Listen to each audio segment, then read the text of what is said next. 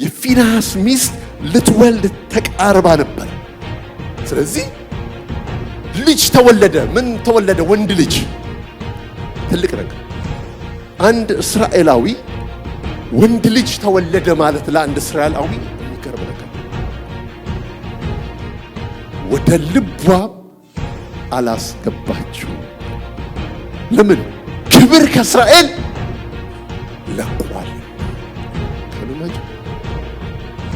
ክብር ከእስራኤል ሸሽቶ በልጅ አልጽናናም አለች።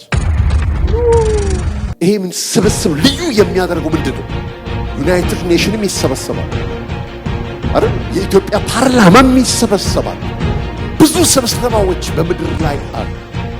ይሄን ስብሰባ ልዩ የሚያደርገው አንድ ነገር ነው፣ የእግዚአብሔር መገኘት።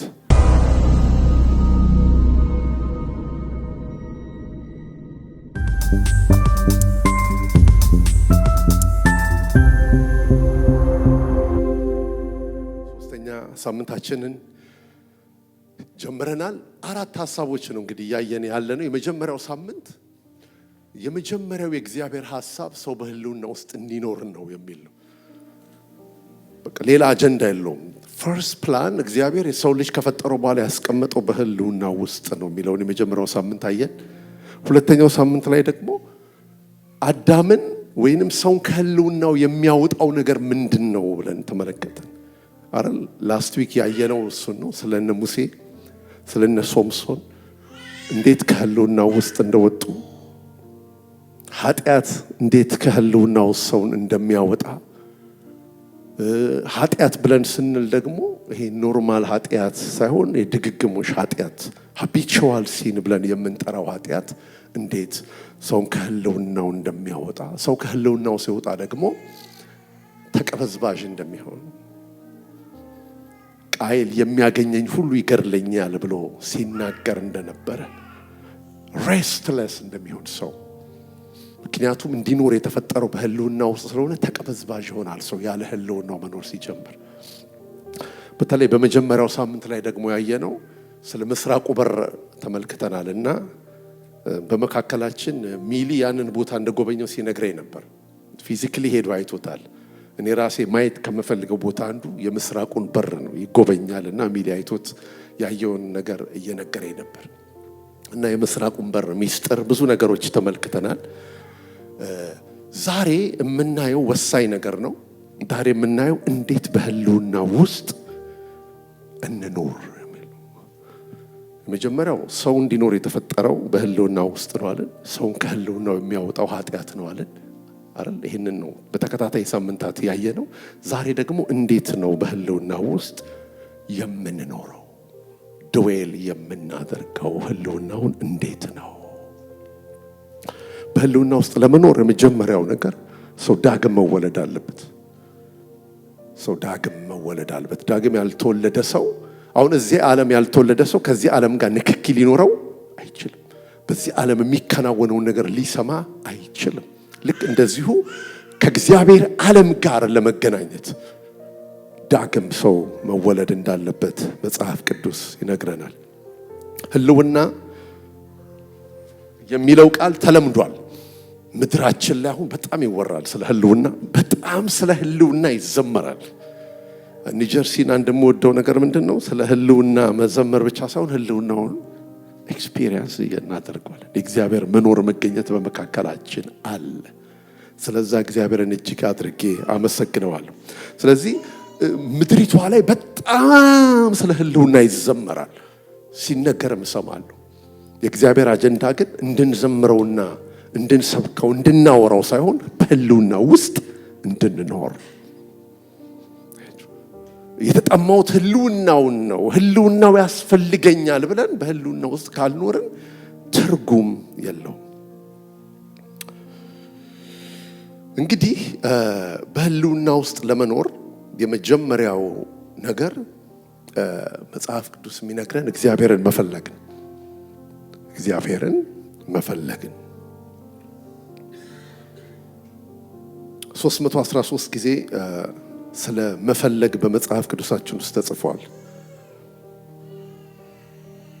ሰው በህይወቱ ብዙ ነገር ይፈልጋል። የሚፈልገውን ነገር ደግሞ በደንብ ይፈልገዋል። ሰማችሁት አይደል? ሰው በምድር ላይ ስንኖር ብዙ ነገር ያስፈልገናል። የሚያስፈልገንን ነገር ደግሞ በደንብ እንፈልገዋለን። እስክናገኘው ድረስ ፐርሱ እናደርጋለን። የሰው ተፈጥሮ ይሄ ነው። ያስፈልገኛል ካለ ይፈልገዋል። ስለዚህ ምድር ላይ ሰዎች የሚደክሙት፣ የሚለፉት፣ የሚጥሩት ሌት ተቀን ጊዜያቸውን፣ ህይወታቸውን፣ ሰዓታቸውን፣ ነገራቸውን አስቀምጠው ፐርሱ የሚያደርጉት የሚፈልጉትን ነገር ለማግኘት ነው። እሱ በራሱ ምንም ችግር የለው። መጽሐፍ ቅዱስም እንደውም ፈልጉ ብሎ የሚለን ብዙ ነገሮች አሉ። መጽሐፍ ቅዱስ ፈልጉ የሚለን ነገር አለ ራሱ። አሁን ለምሳሌ በአንደኛ ቆሮንቶስ 14:1 ላይ ፍቅርን ተከታተሉ ይልቁንም ትንቢት መናገርን በብርቱ ፈልጉ ይላል። ትንቢት መናገር በብርቱ ምን አድርጉ ይላል? ፈልጉ ይላል። ማቴዎስ 6:33 ላይ ጽድቁንና መንግስቱን ምን በሉ ፈልጉ ይለናል። ዕብራውያን 12:14 ላይ ትቀደሱ ዘንድ ፈልጉ። ትህትናን ሶፎንያስ 2:3 ላይ ትህትናን ፈልጉ ይለናል። እንደገና ሶፎንያስ 2:3 ላይ ጽድቅን ፈልጉ ብሎ ሲናገር እናያለን። እነዚህ ሁሉ መንፈሳዊ ስጦታዎችን መፈለግ በራሱ ችግር የለውም፣ መልካም ነው። እነዚህን ሁሉ ፈልጉ ይለናል። ትንቢት መናገርን ፈልጉ፣ መቀደስን ፈልጉ፣ ትህትናን ፈልጉ፣ እንደገና ጽድቁና መንግስቱን ፈልጉ ብሎ መጽሐፍ ይመክረናል። ከስጦታዎች ሁሉ በላይ ደግሞ ሰጪውን እንድንፈልግ መጽሐፍ ይመክረናል። ክብር ለእግዚአብሔር ይሁን። ከስጦታዎች ሁሉ በላይ እግዚአብሔር ከሚሰጠን ነገር በላይ እርሱን መፈለግ አይከርም። መንፈሳዊነት ይኸውላችሁ፣ ሰው ትንቢት ተናግሮ መንፈሳዊ ላይሆን ይችላል።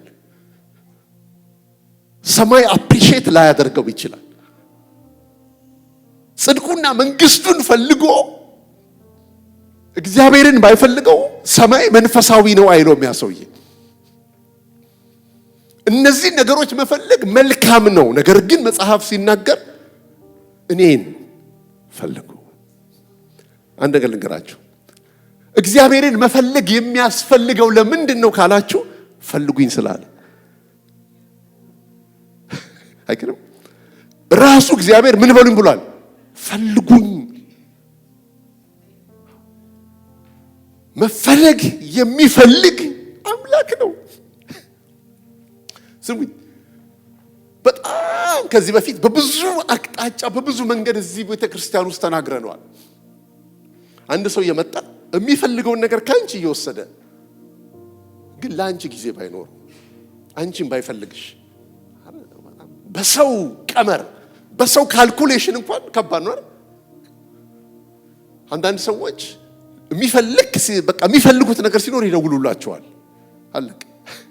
ከዛ በኋላ የሚፈልጉትን ካገኙ በኋላ አይፈልጓችሁም።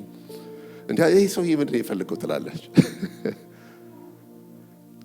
ልክ ስጦታ ሲሰጣችሁ የስጦታው መጠቀለያ አንስታችሁ ወርውራችሁ ስጦታውን እንደምትይዙት እንደ ስጦታ መጠቀለያ እግዚአብሔርን አንስተ እንድንወረውረው አይፈልግም።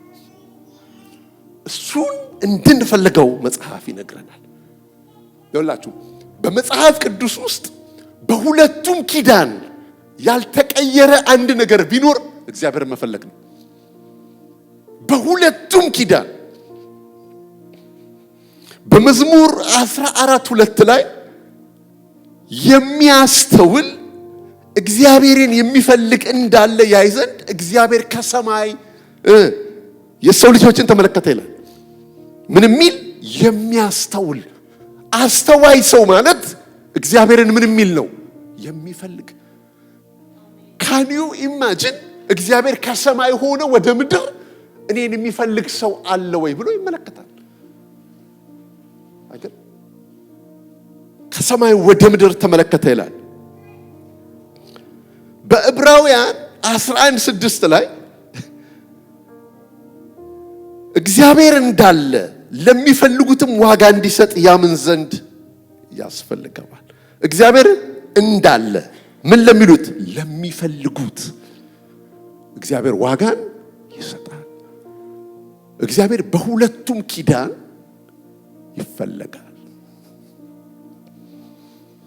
አሁን ብሉይ ኪዳን ውስጥ የተሻሩ ነገሮች አሉ አይደል? ይሄ ሴሪሞኒያል ሎ፣ ሲቪል ሎ፣ ሞራል ሎ ምንላቸው የክብረ በዓላት ህግ ምንድነው? የማህበረሰብ ህግ፣ እነዚህ ሶስት ህጎች አሉ። ይሄ ሞራል ሎ፣ ሴሪሞኒያል ሎና ሲቪል ሎ የሚባሉት ተሽረዋል። ይሄ ስለ መስዋዕት በክርስቶስ ኢየሱስ አካል ይዘዋል። በክርስቶስ ኢየሱስ ተፈጽመዋል። ይሄኛው ግን አትግደል አሁንም አለ፣ አትስረቅ አሁንም አለ፣ የባልንጀራህን ሚስት አትመኝ አሁንም አለ፣ እግዚአብሔርን መፈለግ ደግሞ አሁንም ያልተሻረ ከግንኙነት ጋር ከህብረት ጋር የተያያዘ እንደሆነ መጽሐፍ ቅዱስ ይነግረናል። እግዚአብሔር ፈልጉኝ ይላል። ወላችሁ ዝቅ እያልኩ ወደ በኋላ ላይ እመጣለሁ። ጌታን ስንፈልገው ከእግዚአብሔር ጋር ህብረት ስናደርግ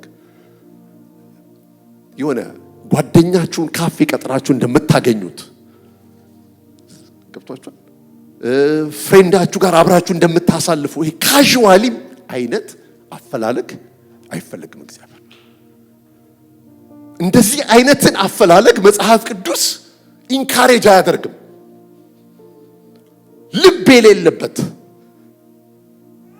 ነፍስ የሌለው በሙሉ ኃይል በሙሉ መንፈስህ በሙሉ ልብህ አምላክን ውደድ እንደሚል አምላክን ደግሞ ፈልግ ብሎ መጽሐፍ ቅዱስ ይናገራል።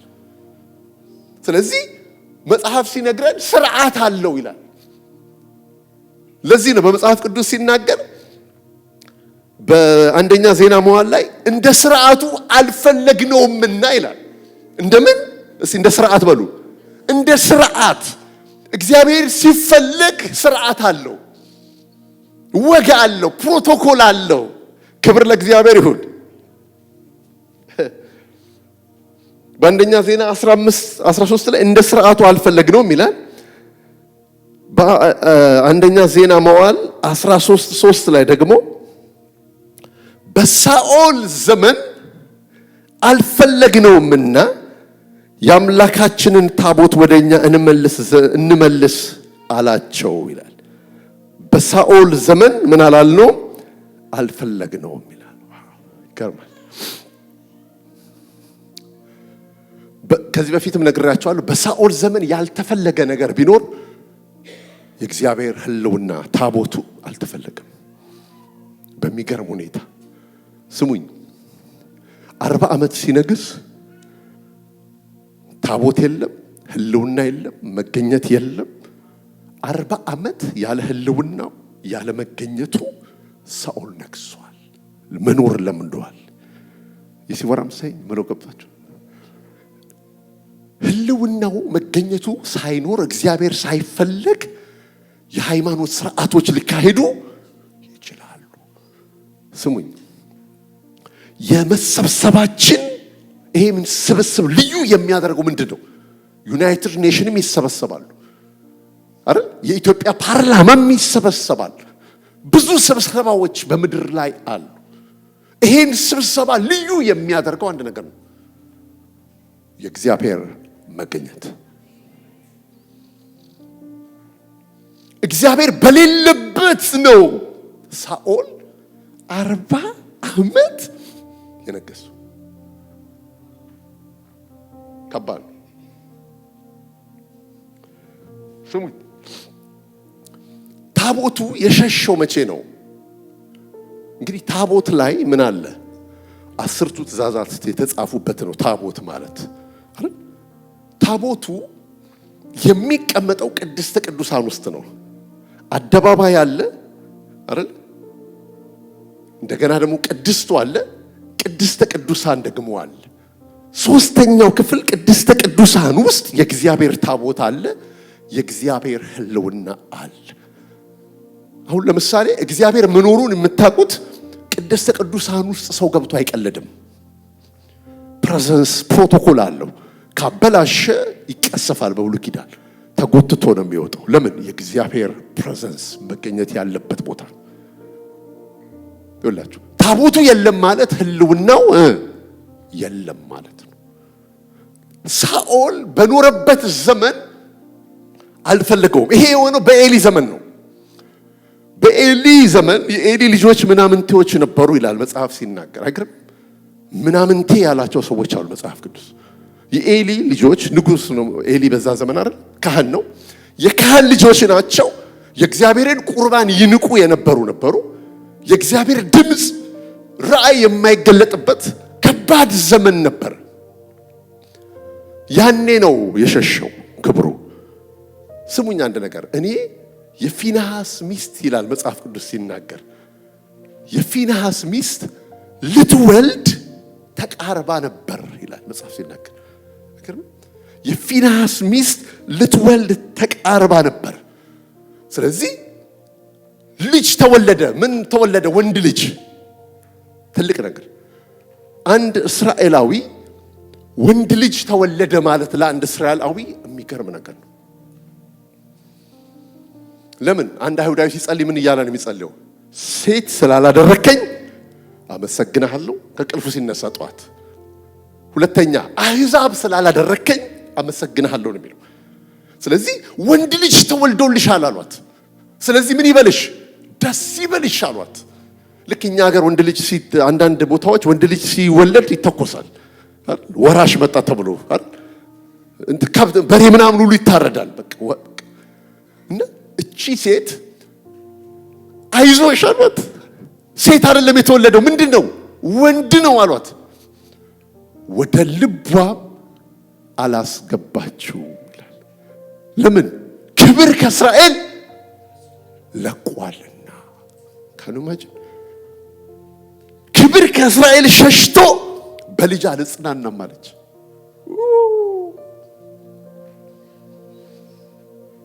ክብር ከእስራኤል ሸሽቷል፣ እኔን በልጅ አልጽናናም አለች። ክብር ሸሽቶ ልጅ ለኔ ምን ነው አለች።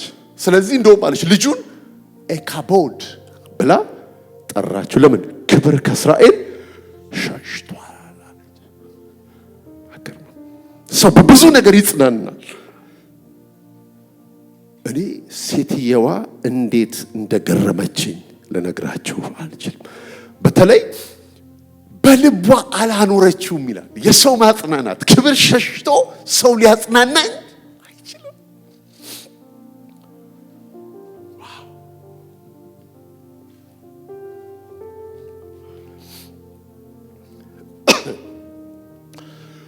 በሳኦል ዘመን ታቦት አልተፈለገም፣ ህልውናው አልተፈለገም ማለት በሰው ህይወት ውስጥ የሚያመጣውን ነገር ላሳያችሁ። ህልውና ሳይኖር ሲቀር፣ መገኘት ሳይኖር ሲቀር፣ እንደ ግለሰብ በቤታችን እንደ ቤተ ክርስቲያን እንደ አንድ ትውልድ ህልውና መገኘት የለም ማለት ምን እንደሆነ ላሳያችሁ። ታቦቱ መገኘት ክብር ከሌለ የመጀመሪያው ነገር የአጋንንት መጫወቻ ነው የሚሆነው። ሰው አጋንንት በህይወቱ አክሰስ ያገኛል። ሰው በእግዚአብሔር ህልውና ውስጥ የለም ማለት በቃ የሚደበደብ ሰው ነው። አይምሮ ይደበደባል። ነገሩ ማለት ነገር አክሰስ አጋንንት በህይወቱ ያገኛል። ይህንን ከሳኦል ህይወት እናያለን። በአንደኛ ሳሙኤል 16:14 ላይ የእግዚአብሔር መንፈስ ከሳኦል ራቀ፣ ክፉም መንፈስ ከእግዚአብሔር ዘንድ አሰቃየው ይላል። the most miserable person ምድር ላይ ያለ ህልውናው የሚኖር ነው እንጂ ገንዘብ የሌለው ድሃ አይደለም።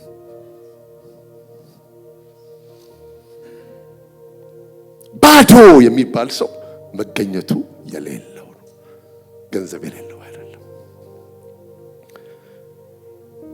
የመጀመሪያው ቶርሜንትድ ሆኖ ነው ሳኦል የኖረው። ተቀብቶ ካን ዩ ኢማጂን፣ ተቀብቶ እርኩስ መንፈስ ያሰቃየዋል።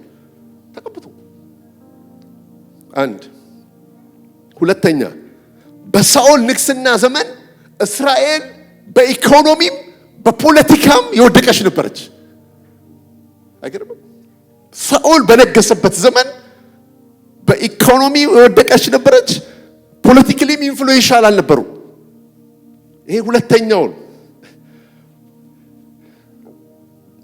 ሶስተኛ፣ ህልውና ከሰው ሲርቅ እግዚአብሔር የሰጠውን ሰው ዳዊትን ሲያሳድድ ሳሙኤልን ሲያሳድድ ዘመኑ አለቀ። ዘመኑ የተበላው የተቀቡት የእግዚአብሔርን ሐሳብ ሲያሳድድ የእግዚአብሔርን ሐሳብ ለማበላሸት ሲጥር ነው የኖረው ሰው። አራተኛ ለትውልድ የሚሰጠው ነገር አልነበረውም ሳኦል። እንደውም ለልጁ መሞት ምክንያት ማን ነው? ሳኦል። ዳዊት አለቀሰ፣ ኃያላን እንዴት ወደቁ። በጊልባኦ ተራራ ላይ ሳኦልና ሳሙኤል በሞቱ ጊዜ ኃያላን እንዴት ወደቁ። ከአንበሳ ይልቅ ብርቱዎች ነበሩ፣ ከንስር ይልቅ ፈጣኖች ነበሩ ብሎ ሲናገር እናያለን። የመጨረሻውን ስሙ። ከህልውና ድምፅና ምሪት ስለሌለው ወደ መናፍስት ጠሪ። ታሪኩ የተዘጋው የሳኦል በዚህ ነው። ወዴት ነው ሄደው? ወደ መናፍስት ያጠፋቸው ወደ ነበሩ ወደ መናፍስት ጠሪ። የውርደት ጥግ። ሰው ወርዶ ሲጨርስ እዚህ ጋር ነው መቀበል። እጁን ለሰይጣን ይሰጣል። አይገርም?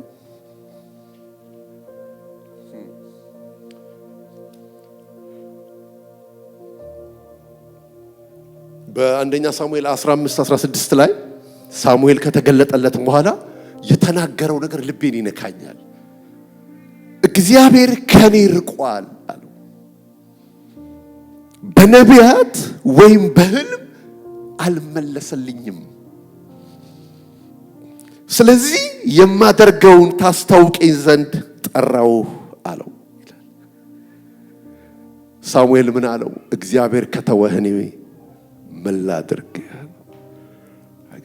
ሰው ሊያዝንላችሁ እንኳን አይችልም። እግዚአብሔር ከተዋችሁ ፌቨር እንኳን የላችሁ። ማክረም የሳኦል ትልቁ ችግር ድምፅ የሚባል ህልውና ውስጥ አንድ ያለው ነገር ምንድን ነው አለን? የእግዚአብሔር ድምፅ። ምሪት አለ፣ ሰላም አለ፣ ህልውና ውስጥ እርካታ አለ፣ ደስታ አለ። ያጠፋቸው ወደ ነበሩ ወደ መናፍስት ጠሪዎች ሲሄድ ትመለከታላችሁ። ኦፖዚት ደግሞ እስቲ ዳዊትን እንየው። ዳዊት ደግሞ እግዚአብሔርን የፈለገ እግዚአብሔርን በመፈለግ ትልቅ ምሳሌ የሚሆነን አዲስ ኪዳን የገባ ሰው እንደሆነ ዳዊት እናውቃለን። ዳዊትን እስቲ እንመልከት። የመጀመሪያው ዳዊት የነገስታት ማነጻጸሪያ ነበር። የነገስታት ምን ነበረ? ማነጻጸሪያ፣ ስታንዳርድ ነበረ። ነገስታትን የሚለካው በዳዊት ነው። ያመጣቸውና ነገስታቶቹን በዳዊት መንገድ ሄደዋል ወይስ አልሄዱም ነው የሚባለው። ስታንዳርድ ነው። ምንድነው የዳዊት ሚስጥር? እግዚአብሔርን የሚፈልግ ነው። መጽሐፈ ነገሥት ካለ 22 ላይ በእግዚአብሔር ፊት ቅን ነገርን አደረገ፣ በአባቱም በዳዊት መንገድ ሄደ ይላል። ወደ ቀኝም ወደ ግራም አላለም። አንዳንዱን ደግሞ በዳዊት መንገድ አልሄደም ይላቸዋል። ዳዊት ስታንዳርድ ያደረገው ምንድነው? ስሙኛ ነገር ከሳኦል በላይ ክፉ ነገር ያደረገ ሰው ማን ነው? ዳዊት ነው። ግን ሰውየው እግዚአብሔርን መፈለግ የሚለው ነገር ገብቶታል። ሌላ ሁለተኛ ሳኦል ጋር የተቀባ መጥቶ ሲያሳድር ነው የኖረው። ሳኦል ጋር እኮ የመጣው ዳዊት ነው። ዳዊትን የተቀባውን ሲያሳድር ኖረ። የተሰጠው ሰው ሳሙኤል ነው። ሳሙኤልን ሲያሳድር ኖረ። ዳዊት ጋር የመጣው ማን ነው? ብድር ያለበት ወንጀል ያለበት የተጨነቀ የከፋው ወደ ዳዊት መጣ። እነዚህን ሁሉ ሰበሰበና ኃያል አደረጋቸው። ስለዚህ መጽሐፍ ሲናገር ምን ይላል? መጽሐፈ ሳሙኤል ቀዳማዊ 22:2 ላይ የተጨነቀ ሁሉ ብድር ያለበት የተከፋ ሁሉ ወደ እርሱ ተከማቸ፣ እርሱም በላያቸው አለቃ ሆነ፣ ከነርሱም ጋር 400 የሚያህሉ ነበሩ ብሎ መጽሐፍ ቅዱስ ይናገራል። ስለዚህ የመጡትን ሰዎች አጀገናቸው፣ ኃያላን አደረጋቸው፣ ፐርፐስ ሰጣቸው። ምንድነው ሚስጥሩ? እግዚአብሔርን የሚፈልግ ሰው ስለነበር። ሌላው በህልውና ውስጥ መኖር ወይንም እግዚአብሔርን መፈለግ የሚጠቅመን ለምንድን ነው?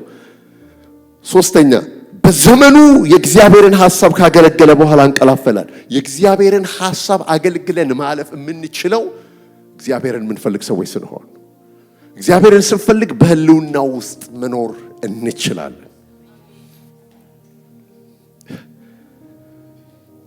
አራተኛ ለተተኪው ትውልድ የሚያስፈልገውን አዘጋጅቶ ፕላኑንም የሚሰራበትን ዕቃዎች ሁሉ አዘጋጅቶ ነው ዳዊት ሄደው።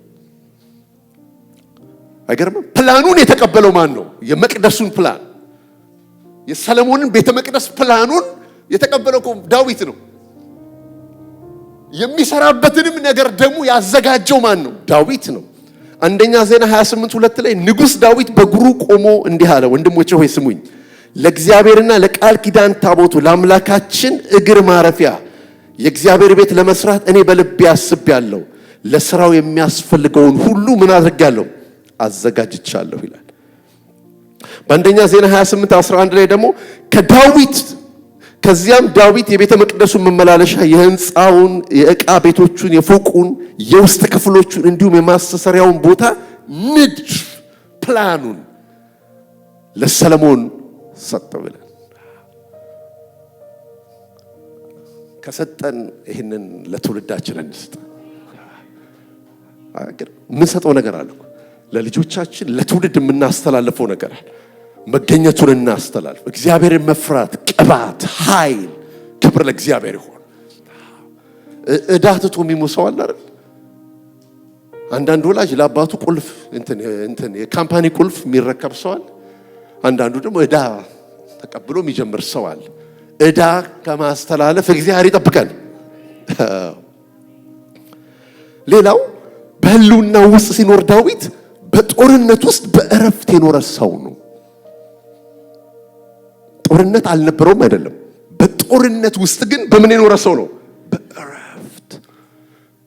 ሰልፍ የሌለበት ሰው አይደለም። ስሙኝ ይላችሁ፣ በእግዚአብሔር ሐሳብ ውስጥ ስትኖሩ ሌፍት ኤንድ ራይት ጦርነት አለ። ጦርነት አለ። ቻሌንጅ በህይወታችን አለ። ግን ቻሌንጁ ያለ ዳዊት በእረፍት ውስጥ የኖረ ሰው ነው። እግዚአብሔርን የሚፈልጉ ሰዎች በኋላ ላይ መጣበታለሁ። የሚጾሙ የሚጸልዩ ዝም ብሎ ይሄ አፈላለጉን በኋላ አሳያችኋለሁ። ይሄ ተራ ዝም ብሎ እሁድ ቸርች መምጣት እግዚአብሔር መፈለግ እንዳይመስላችሁ። ፕሮግራም መካፈል እግዚአብሔር መፈለግ እንደሱ አይደለም። ከሰፈር እግዚአብሔርን የሚፈልግ ሰው ከሰፈር ምን በል ቁርስ እየተውክ ምሳ እየተውክ ስልክን እየዘጋህ እንደሱ ነው እግዚአብሔር የሚፈልገው። አልበላም አልጠጣም ብለህ ሆድስ ያናግርህ ትሞት እንደሆነ እስቲ አያለሁ እያልከው አንተ አትገዛኝም እኔ ገዛሃለሁ እያልክ በኋላ ላይ ዳዊት እንዴት እንደተራበ ስናይ በኋላ የምናያቸው ነገሮች አሉ። እንደሱ ነው እግዚአብሔር የሚፈልገው። ስለዚህ በጦርነት ውስጥ ልጁ ተነስቶበታል። ሳኦል ተነስቶበታል። በምድረ በዳ ኖሯል። ቤት ውስጥ ሜስ ነበረ። ማዕት ነገር አለ እኮ ዳዊት። ልጆቹ ተገዳድለዋል። በሰው ላይ ያልደረሰ በዳዊት ላይ ደርሷል። ሰውየው ግን በእረፍት ውስጥ ነበር። አይገርምም? አልተነቃነቀም። ስፍራውን አልለቀቀም። ከእግዚአብሔር ጋር ያለው ሪሌሽንሺፕ አልተበላሸም። መጽሐፍ ሲናገር አንዳንድ ሰው አኩርፎ እግዚአብሔርን ይከተላል። ታውቃላችሁ? ይሄን ጸሎቴን አልመለስክልኝ፣ ይሄ ነገሬ አልተስተካከለም። እሳት ውስጥ ገብተው አሸበሸቡ እኮ ነው የሚለው። እግሮቻቸው ተጠርቀው በወህኒ ይዘምሩ ያመልኩ ነበር እኮ ነው የሚለው መጽሐፍ። ክርስትና እኮ እንደሱ ነው። ለምን? እነሱ ሰላማቸው ነገራቸው ከዚህ ምድር ጋር የተገናኘ አይደለም። ኢንካሬጅ አደርጋቸዋለሁ። ሳኦል 40 ዓመት ሲነግስ ሁሉ ነገር እየተካሄደ እግዚአብሔር ግን የለም። እንዴት ያስፈራል! እየተካሄደ እኮ ስብሰባው አለ፣ ንግስና አለ፣ ወጉ አለ። እግዚአብሔር ግን የለም። ታቦቱ ተማርኮ የት ነው ያለው? ሌላ ከተማ። ለዚህ እኮ ነው ዳዊት በሳኦል ዘመን አልፈለግነውምና ልክ ሲቀመጥ ንግስናው ላይ ፕሬዘንሱ አለው ያለ። አገልጋይ የሚጠይቀው ይሄ ነው። አማኝ የሚጠይቀው ይሄ ነው። በቤቴ እግዚአብሔር መገኘት አለ ወይ? በቤተ ክርስቲያናችን እግዚአብሔር መገኘት አለ ወይ? በከተማችን እግዚአብሔር መገኘት አለው? እግዚአብሔር ደስ ብሎታል ወይ? ይጠየቃል።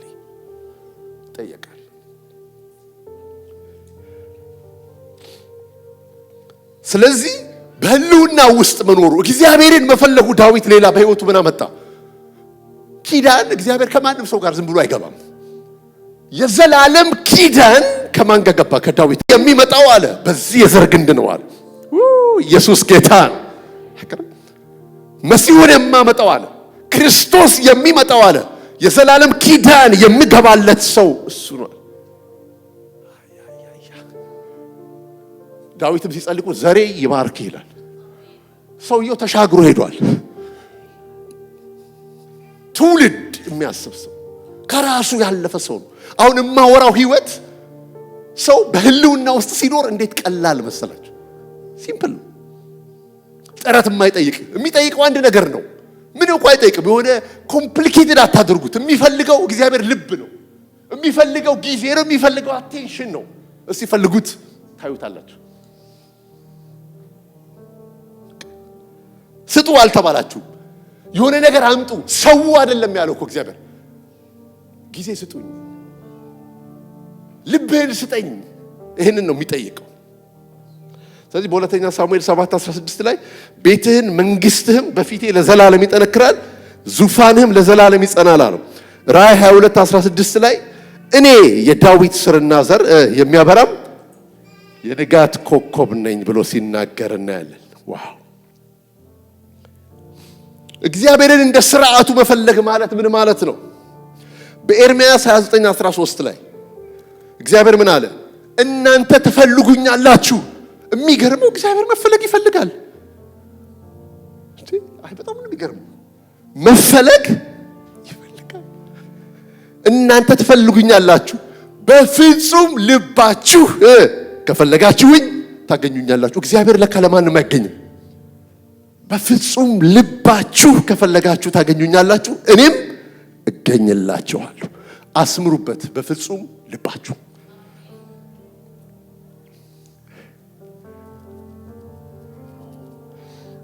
በሁለተኛ ዜና 15:1-3 ላይ የእግዚአብሔር መንፈስ በጾዴድ ልጅ በአዛርያስ ላይ ሆነ ይላል። አሳ ንጉሥ ነው። ሊገናኘው ወጣ፣ እንዲህም አለው አሳ ይሁዳና ብንያም ሁሉ ሆይ ስሙኝ፣ እናንተ ከእግዚአብሔር ጋር ስትሆኑ እርሱም ከእናንተ ጋር ይሆናል። ብትፈልጉት ይገኝላችኋል፣ ብትተዉት ግን ይተዋችኋል። እስራኤል ብዙ ዘመን ተመልከቱ፣ እስራኤል ብዙ ዘመን ያለ እውነተኛ አምላክ፣ ያለ አስተማሪ ካህን፣ ያለ ሕግም ይኖሩ ነበር። ሶስት ነገሮች ተመልከቱ። በአሳ ዘመን አሳ ወደ ንግስና ሲመጣ ሶስት ነገሮች ተከናውነዋል። እውነተኛ አምላክ ተመልከቱ። እንግዲህ ይሄ የኪዳን ህዝብ ነው፣ የተጠራ ህዝብ ነው። ያለ እውነተኛ አምላክ ምን ማለት ነው? ጣዖት እያመለኩ ነው የኖሩት ማለት ነው።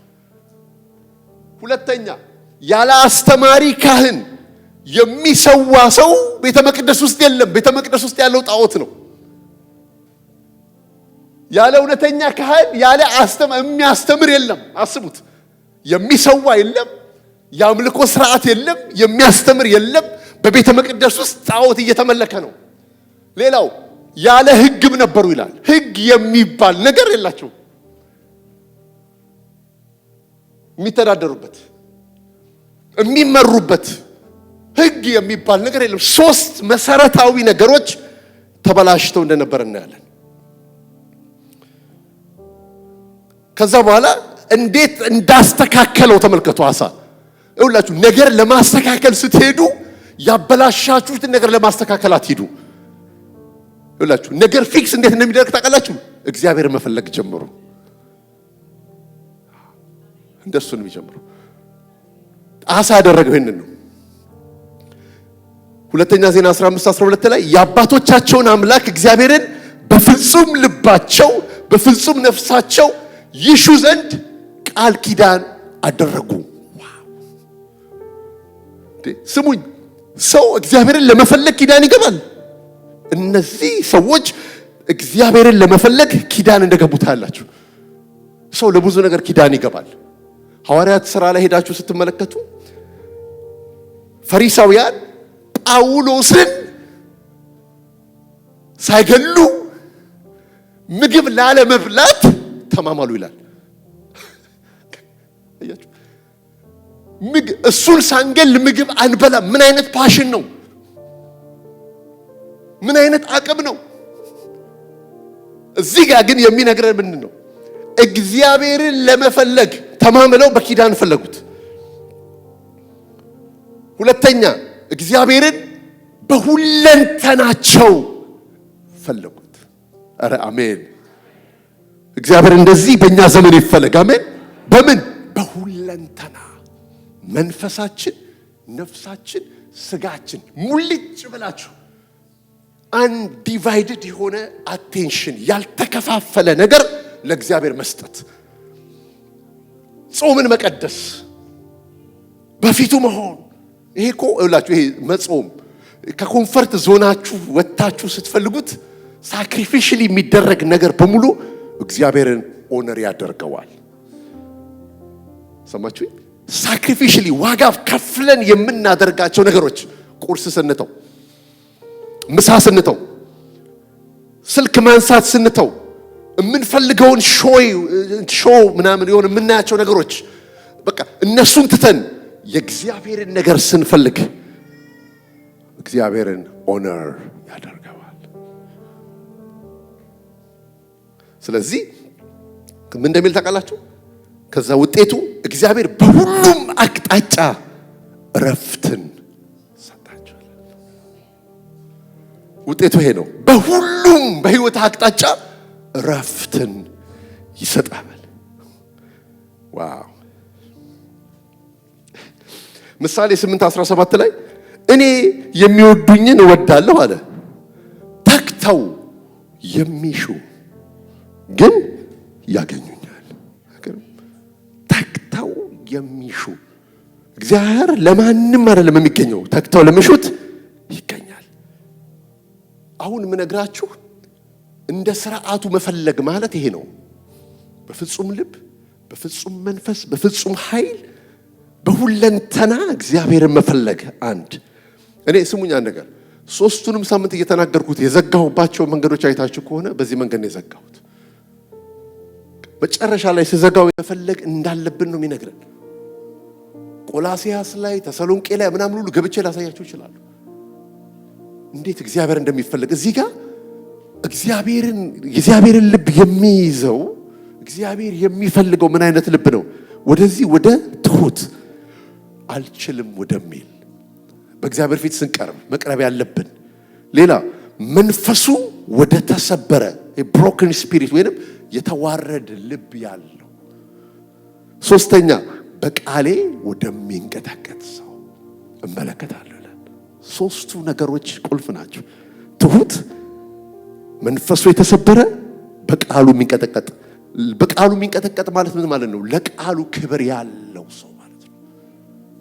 ለእግዚአብሔር ቃል ስፍራ ያለው። ልክ እንደ ተሰሎንቄ አማኞች የእግዚአብሔር ቃል ሲነገር እግዚአብሔር እንደሚናገራቸው ሰምተው ሙሉ ነገራቸውን ሰጥተው እንደሰሙት ልክ እንደዛ ማለት ነው።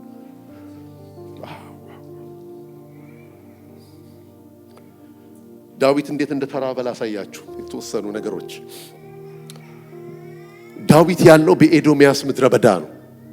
ራሳችሁን ምድረ በዳ ውስጥ ከተቱት። ምድረ በዳ ማለት ምንም የሌለበት ማለት ነው። በኤዶሚያስ ምድረ በዳ የዳዊት ናፍቆት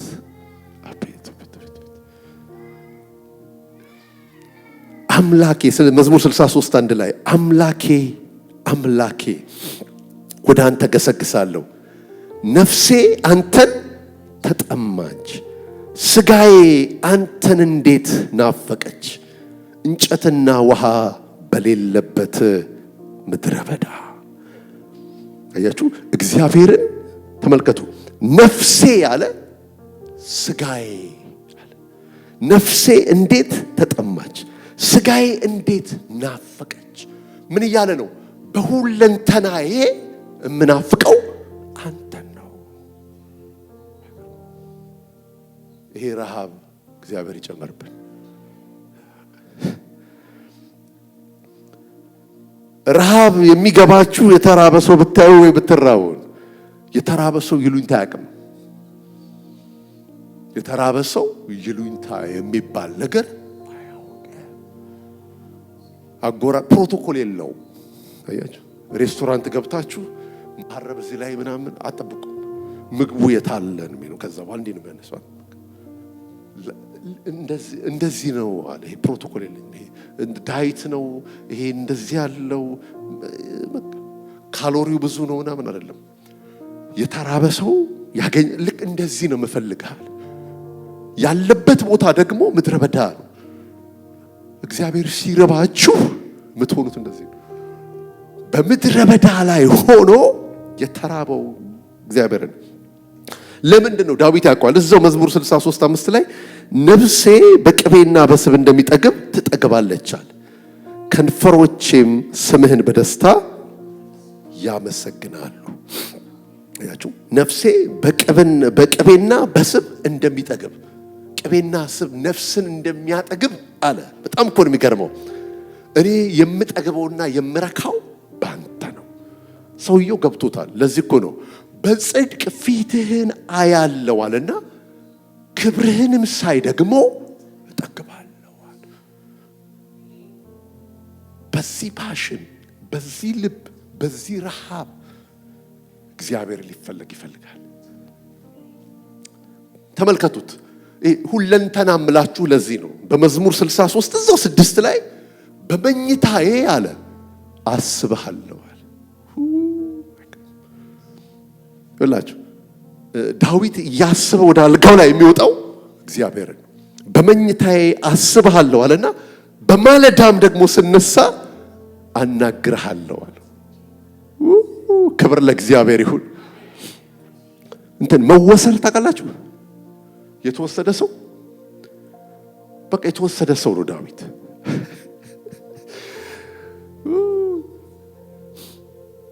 ፊቱን መፈለግ የሚለውን ፓርት አሳልፍልኝ እሱንና ወደ እንትና ውሰድልኝ። ወደ ማን ነው ስሙ?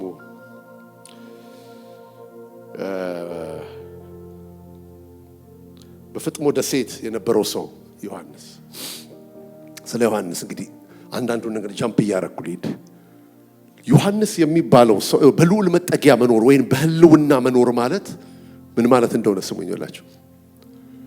እዚህ ቁጭ ብላችሁ አሁን አንዳንዴ የሆነ ሰው ቁጭ ብላችሁ እያወራችሁት እንትን ሐሳቡ ከእናንተ ጋር የለም። እንደዚህ ገጥሟችሁ አቴንሽን ሰውየው እዚህ ቁጭ ብሏል፣ ያለው ግን የት ነው? ሌላ ቦታ። ልክ እንደዚሁ ማለት ነው። አሁን አንዳንድ ሰው እዚህ ቁጭ ብሎ ህልውና ውስጥ የለም። ከዚህ በኋላ ወጥቶ ሌላ ነገር ነው የሚያስበው። ጌታ ኢየሱስ ክርስቶስ ዘ ሃይ ፕሪስት ፕሬየር ወይም የሊቀ ካህኑ ጸሎት ተብሎ በሚታወቀው በዮሐንስ ወንጌል ምዕራፍ 17 ላይ አንድ ጸሎት ጸለየ። ጌታ ሆይ አለ፣ እኔ ከዓለም እንዳይደለው እነሱም ከዓለም አይደሉም። ከዚህ ዓለም አይደሉም። ስለዚህ ከዓለም እንድታወጣቸው አልለምንህም አለ። በዓለም እያሉ ግን ጠብቃቸዋል። ምን እያለ ነው? የዚህ ዓለም ዜጎች አይደሉም፣ አገር ያላቸው ናቸው። ስለዚህ ፍጥሞ ደሴት ላይ ዮሐንስን ስትመለከቱት ሰውየው የሮም እስረኞች በሚታሰሩበት ከባድ እስር ቤት ውስጥ ሆኖ ሰውነቱን በዘይት ጠብሰውት፣ ሰውየው ግን መንፈስ ዓለም ጋር ተነካክቷል። አረ አሜን። በህልውና ውስጥ መኖር ማለት መንፈሳችን፣ ሐሳባችን፣ ነገራችን በሙሉ ተጠቅልሎ ሰማይ ሲሆን ማለት ነው። ምን ማለት ነው? ነገራችንን በሙሉ መንፈሳዊ ነገር ሲገዛው፣ እግዚአብሔር ሐሳባችን፣ እግዚአብሔር ህልማችን፣ እግዚአብሔር ነገራችን ሲሆን ይሄ ሰውዬ በህልውና ውስጥ እየኖረ ነው። በዚህ ምድር ነው፣ ግን ከዚህ ምድር አይደለም። ስሙኛን ነገር ቀኑን በሙሉ በህልውና ውስጥ መኖር ትችላላችሁ። ስራ እየሰራችሁ ከስተመር እኮ እያስተናግዳችሁ ነው። እናንተ ግን መንፈስ ዓለም ውስጥ ኮኔክትድ ናችሁ። እኔ አስታውሳለሁ ስራ ሰራባቸው የነበሩበትን ዘመናት ብዙ ስብከት የምቀበለው ብዙ መንፈሳዊ ነገር ቀበል የነበረው ስራ ቦታ ላይ ነው። ስለዚህ ወረቀት ነበረችኝ፣ ማስታወሻ ኪሴ አለች። ልክ ከስተመሩ ሲሄድ አወጣና እጽፋለሁ ጌታ የሚናገረኝ ነገር። ለምን ኮኔክትድ ነኝ። የተወሰደ ሰው ታውቃላችሁ እንዴ? ይሄ ቀልቡም ሐሳቡም የለም አይሰማም የምትሉት ሰው እየመከራችሁት በሆነ ነገር ከተያዘ ሰው በሆነ ነገር ከተያዘ ቀልቡም የለም ምኑም በቃ ተይዟል። ሰውየው በሆነ ነገር ተይዟል። በክፉም እኮ ይያዛል ሰው አይደል? የሆነ ነገር ተጎርቶ ምናም በቃ ነገሩን በሙሉ በዛ ተይዞ ታዩታላችሁ። ዮሐንስ በፍጥሞ ደሴት ላይ በሰማይ እጅ ተይዟል። ከጌታ ጋር ተነካክቷል። የሰማይ ደጅ ቤቱ ሆኖለታል። በህልውናውና በመገኘቱ ውስጥ እየኖረ ነው። እኔ ስብከት አይደለም መሻቴ እዚህ ህልውና ውስጥ ተጠቅልለን እንድንገባ ነው።